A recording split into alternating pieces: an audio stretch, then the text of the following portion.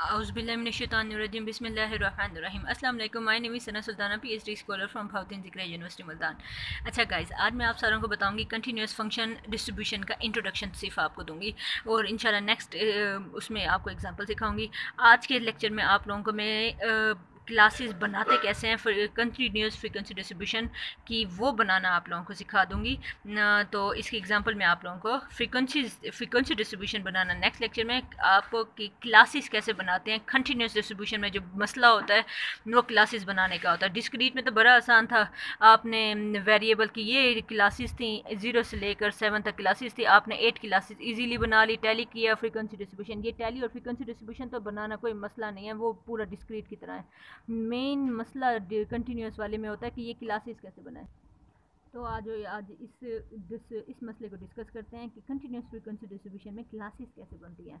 तो सबसे पहले डेफिनेशन आप देख लें। डेफिनेशन इसकी वही है, the table consist of 2 columns. वही बात जो डिस्क्रीट में थी कि इसमें 2 कॉलम होते हैं। The values of variable organised in classes, वही बात कि आपके वेरिएबल की वैल्यूज़ और की क्लासेस बनी हुई होती हैं। एंड फ्रीक्वेंसी डिस्ट्रीब्यूशन, पहला column classes values of variables होती हैं जो ऑर्गेनाइज्ड होती हैं, क्लासेस में ऑर्गेनाइज होते हैं। दूसरा काम होता है फ्रीक्वेंसीज बनाना, और ये बिल्कुल आसान है, बिल्कुल वैसे ही है जैसे पिछले में था। टैली करेंगे फिर हम फ्रीक्वेंसीज निकाल लेंगे of the values that occur with in the each class. Her class में फ्रीक्वेंसी की कितनी वैल्यू आई थी वो हम लोगों ने सामने लिखा था ना, बिल्कुल वैसे वही काम is called continuous frequency distribution. और ये बनाने का तरीका भी वैसे है, ये अब मैं आप लोगों को ये बता देती हूँ। ये to make frequency distribution first step आप लोगों को कुछ गाइडेंस चाहिए। पहला मसला होता है, जैसे ऊपर हमें पता था न, हमने ये वैल्यूज़ थी 0 से लेकर 7 तक 8 वैल्यूज़ बन रही थी, 8 क्लासेस बन रही थी, वो हम लोगों को पता चल गया। अब आपसे पूछा जाएगा, इसमें आपको डेटा गिवन होगा डायरेक्ट, और अब आपसे पूछा जाएगा कि इसमें कितनी क्लासेस लगेंगी, कितने क्लासेस बनेंगी। तो क्लासेस बनाने का फार्मूला आप लोगों को 2 फार्मूलाज गिवन है। एक फार्मूला गिवन है ये n greater equal to raise to power C. C denote कर रहा है number of values in data, ये सॉरी सी डिनोट कर रहा है नंबर ऑफ क्लासेस। आपकी टोटल कितनी क्लासेस आपको बनानी पड़ेंगी। जैसे ऊपर वाले डेटा में 8 क्लासेस थी, तो अब आपके कंटिन्यूस के केस में कितनी क्लासेस होंगी। ऊपर तो पहचानना बड़ा आसान था, 0 से लेकर हमने 7 तक ले लिया था, क्लासेस की तादाद हमें पता चल गई थी। अब इस केस में कैसे निकालना है वो आप लोगों को बताते हैं। एक तो फार्मूला उसने ये बता दिया, और इसने एग्जांपल, और ये n किस चीज़ को डिनोट कर रहा है कि डेटा सेट में टोटल कितनी वैल्यूज़ की वन है, ये n उसको डिनोट कर रहा है। तो अब जैसे वो कहता है for example number of values, आपको 16 वैल्यूज़ गिवन है, आप इस फार्मूले में पुट करें। 16 को हम लिख सकते हैं 2 रेज़ टू पावर 4। अब 2 से कैंसिल हो गया तो c हमारे पास ऑलमोस्ट इक्वल टू 4 आ गया। तो एक तो तरीका ये है, ये फार्मूला आप यूज़ कर लें। दूसरा तरीका कौन सा है वो अब आप लोगों को दिखाती हूँ। दूसरा तरीका हमारे पास है, वो कहता है the hence the number of classes suggested in this, इस केस में आपका बन जाएगा c इज इक्वल टू 4। अब बेटर रूल, इससे बेहतर रूल आपको सजेस्ट किया जा रहा है, वो है HA struggles for the number of classes. Number of classes के लिए इस बंदे ने आप लोग, इस राइटर ने आपको जो मेथड बताया वो ये है, c is equal to 1 plus 3.3 log of n। सिर्फ आपको जितनी भी वैल्यूज गिवन है उसे लॉग में डालना है, कैलकुलेटर से सोल्व करना है, उसे 3.3 से मल्टीप्लाई करना है और ऐड कर देना है 1। तो आप लोगों को पता चल जाएगा कि आपकी क्या वैल्यूज बन रही है। जैसे n उसका 16 था, उसने लॉग लिया 16 का, उसे 3 से मल्टीप्लाई किया, उसमें 1 ऐड किया तो 4.97 बन रहा था, जो कि ऑलमोस्ट इक्वल टू 5 बन रहा है। तो वो कहता है ये बेटर रूल जो है वो यही है कि आप ये वाला फार्मूला यूज़ कर लें, ठीक है। तो अब आपके पास 2 चॉइसेस हैं, या तो पिछला फार्मूला या इस फार्मूले को यूज़ करके आपको नंबर ऑफ क्लासेस पता चल जाएंगे। आपको पता चल जाएगा आपकी टोटल क्लासेस कितनी बनेंगी, 10 या 15 या 20 कितनी बनेंगी, वो आप लोगों को पता चल जाएगा।